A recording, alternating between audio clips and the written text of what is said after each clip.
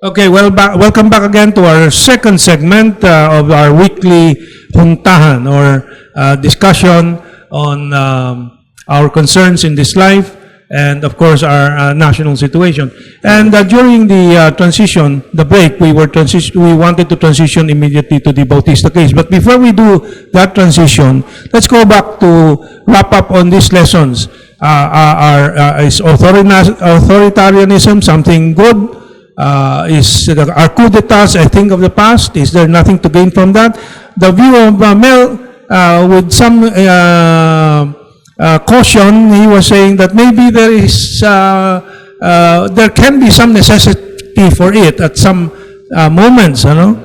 But the caution was what comes after. You know? And Commodore Robles was saying that the wisdom from the Indonesian friend of yours, please, you were not able to narrate it in the first segment. Go ahead. Well, he told me when I left. You had a visitor from Indonesia. No, he was a classmate in US, in the school, and we all had a 2 weeks vacation. Okay. And I told him that I wanted to go back to the Philippines, and he said, "Why should you go back? Go with me to Europe." And I said, "Well, there's a martial law, and I want to see what it is like." He said, he shook his head and said, "Martial law is good, but it begins to smell bad after 2 years. That means martial law is a good transition, but it must not be used as a means to change the entire future. You have to just transition to it." Well, you mentioned Lee Kuan Yew as an ideal of an authoritarian leader, but he became authoritarian in a process that started when he was a young man. That is the other example I wanted to cite, Deng Xiaoping. He was, I think, already in his 70s when he became the ruler of an authoritarian government, and he changed the entire future of China. One can say that if Deng Xiaoping could change and redirect China towards the semi-capitalist system, which I think they're still grappling with on how to call it socialism up to today. Also, I think we are seeing President Duterte in the Philippines change, the direction of a real society. When I say a real society, I'm thinking of Singapore, which is just a city-state, not a nation of over 20, 30 million. In fact, the Philippines is 105 million now. And now I bring up the question: does the age of Deng Xiaoping and President Duterte have something to do with their capacity to think beyond, even I would say temporal already, to something transcendent historically? Because what President Duterte did in pivoting, for example, or in the independent foreign policy, is something that he turned things around that was instituted for 30 years, the return to the special, in quotes, relationship with the United States. But could somebody younger have been able to do that?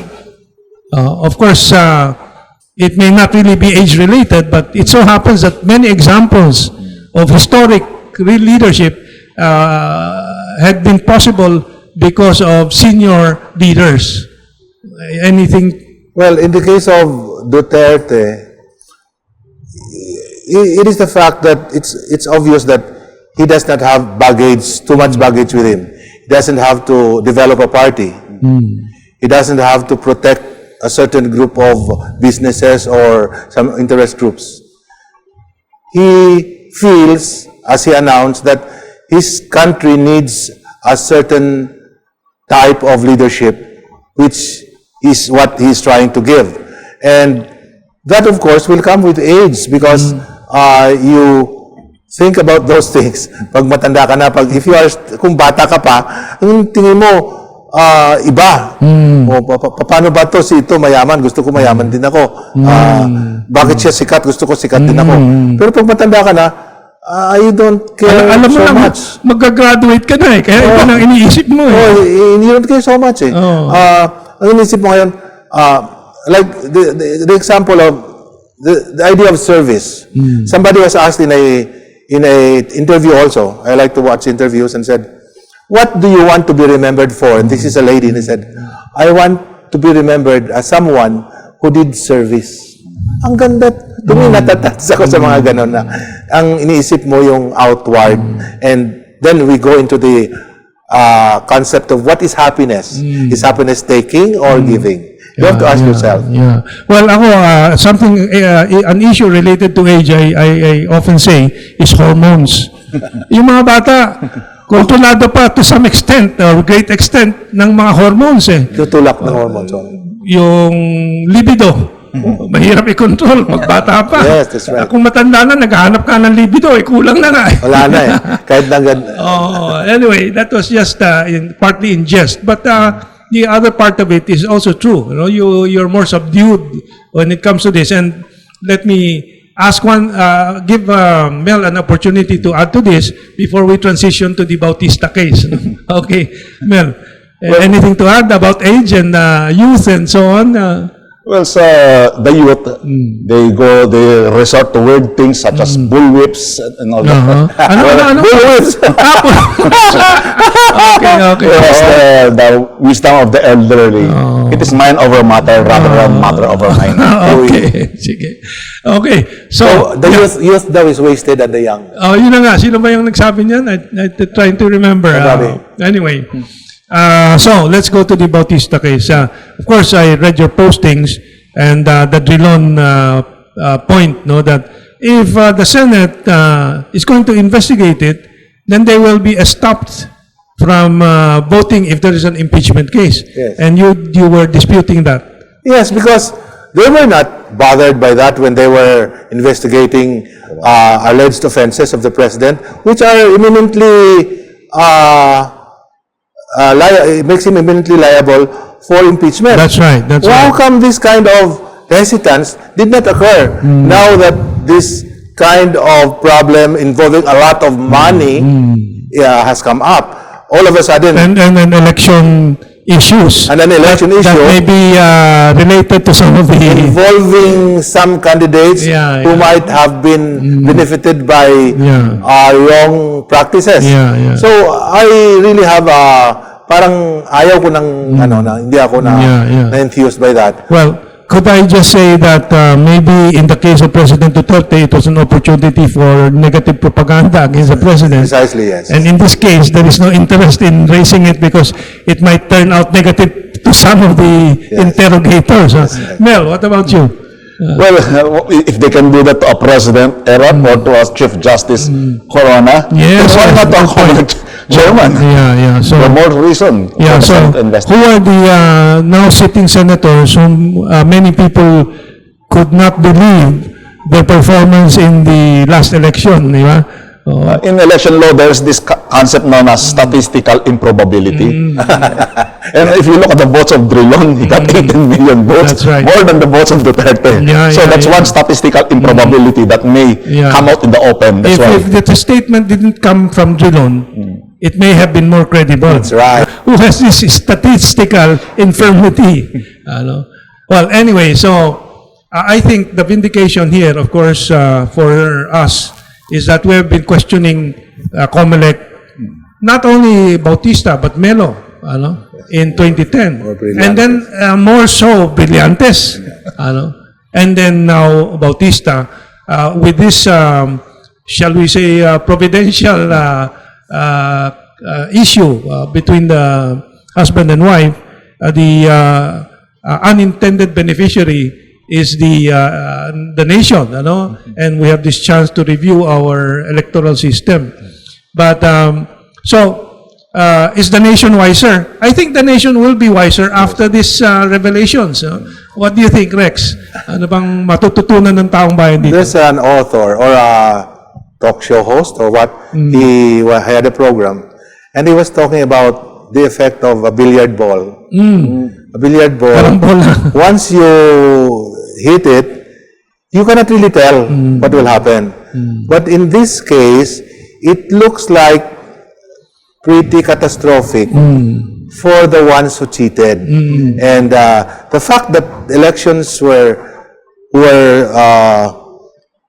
that cheating happened during the elections, and it also with the use of computers, is something that everybody seems to accept already. And this incident seems to open a certain door to the problem. Yeah, and what can you add to that, Mel? Well, the billiard ball analogy again here. With one ball striking, I don't know how many balls are that in the triangle. What happens here is because, for example, in the Senate, there are 12 candidates. It may mean that someone has to give way. Someone will slide into the winning circle. Some will be. Those are the possible impact and consequences. Maybe a year down the road or two. But you're talking about the billiard ball and the carambola effect, no? The other balls I see being hit by the white ball of Tish Bautista is the elite. No, we suddenly see the connection of the members of the elite. Bautista is a member of the old elite. They're really rich, married to rich also, and then they have the rich connections with the what's that bank? Luzon Bank. Luzon Development Bank. The Luzon Development Bank. Elim Cauco, an old family. At Dilaw na Dilaw yung apelido. We don't know if this one is directly related, but Dodi Limcauco is. Yes, yes. And then another ball that was hit was the DOTC. Because another Limcauco is in the DOTC MRT scandal. Which is hit another, that scandal hit another ball. Another carambola, which is Balsi Aquino.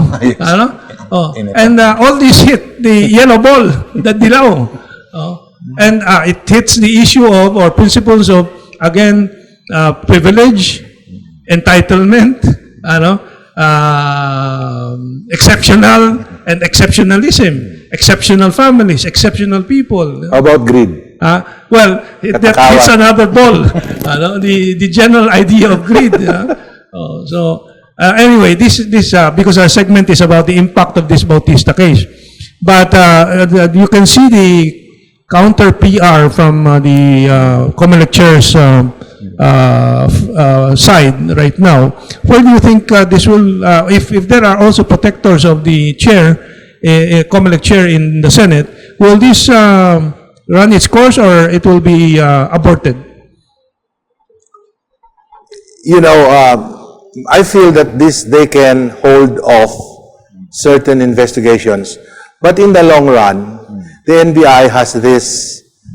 I'll not talk about other issues. Only the 33 or 35. 35 passbooks. 33, I think, is in the Luzon Development Bank. 33 of the passbooks. Let's just say 30 only, so that it will be easier. Easier to remember. How will they go about explaining this?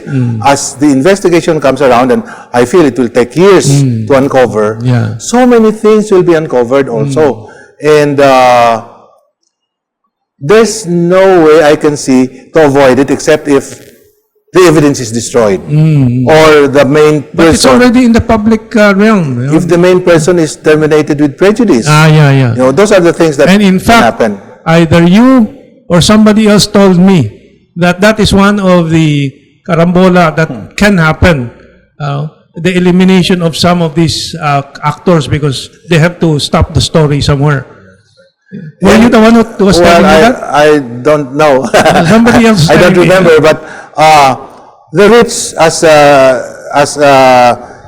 Fitzgerald, the author, said, the rich, they are different from you and me. They are different from you and me. They think a different grammar, and they have a different set of values.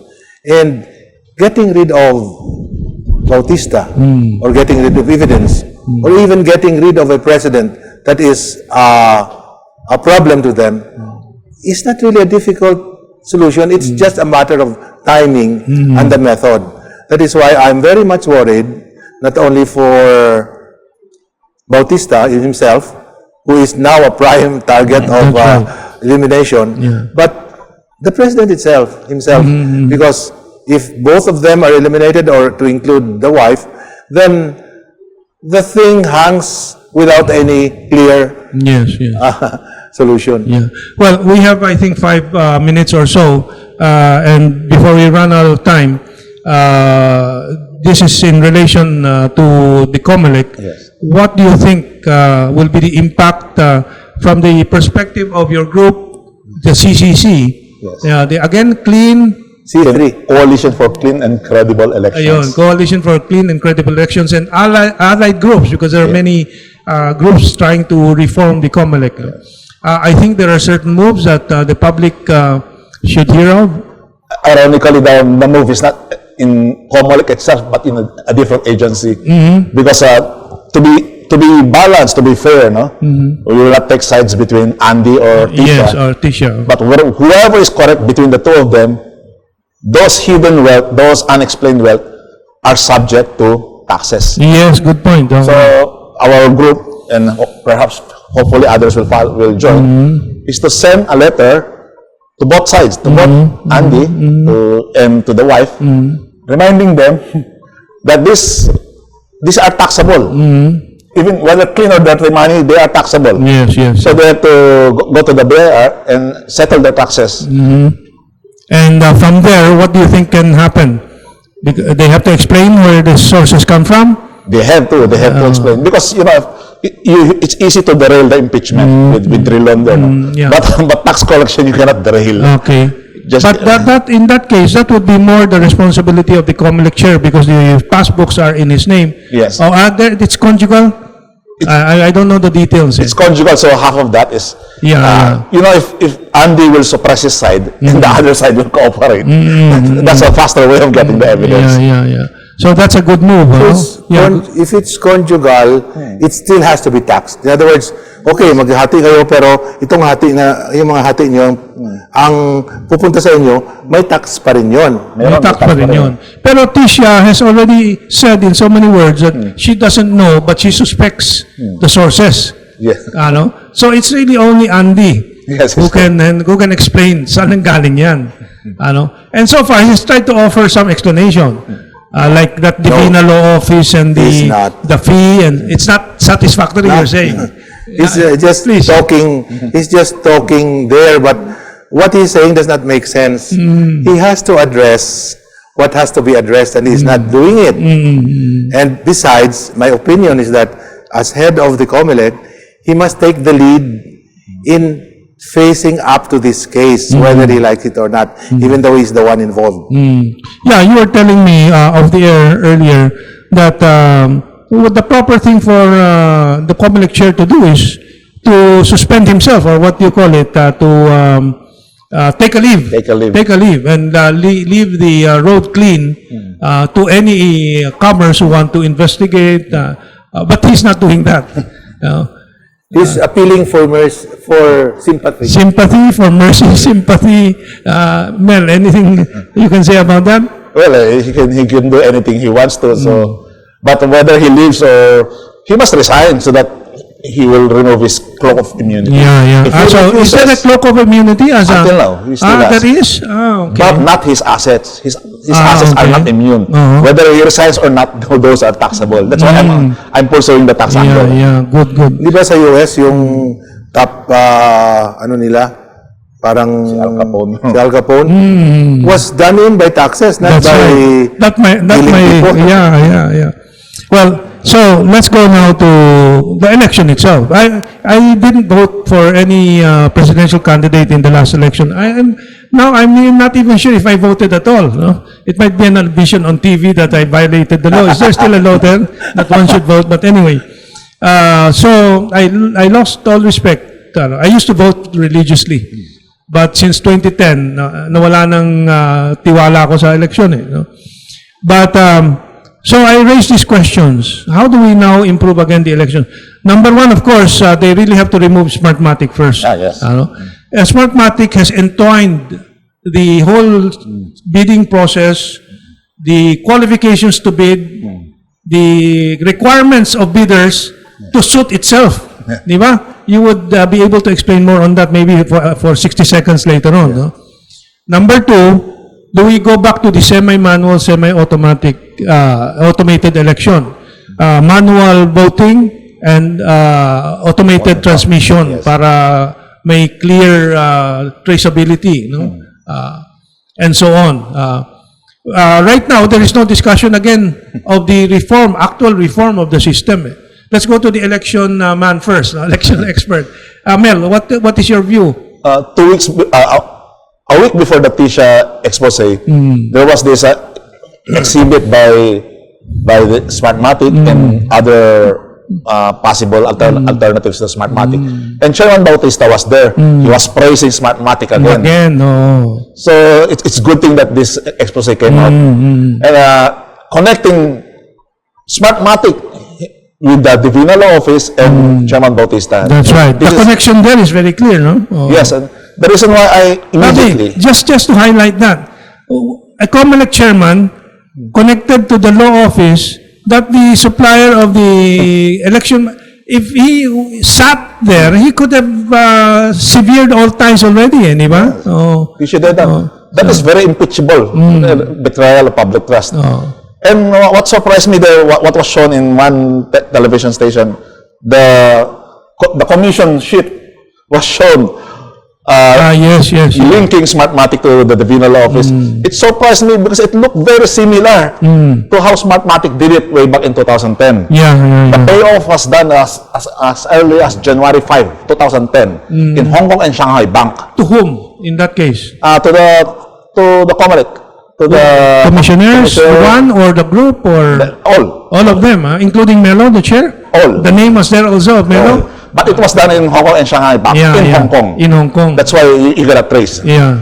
Here, garapalan ang lakas ng loob ni Andy. Again, that's because of the sense of privilege.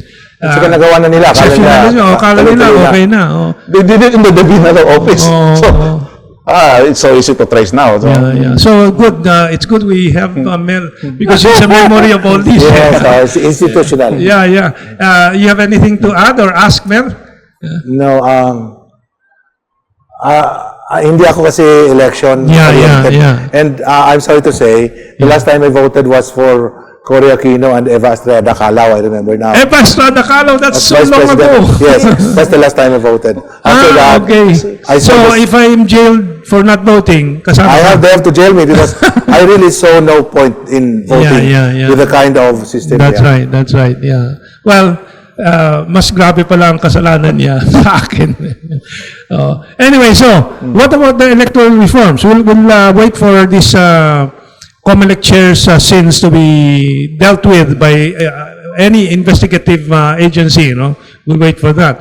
But what about the election reforms? Ano bang mangyayari dyan in the next months and so? I was surprised because I also saw there are proposed amendments to the Omnibus Election Code. It was given to the Divina Law Office, and then they will bill the government a huge amount of money for the proposed amendments to the election.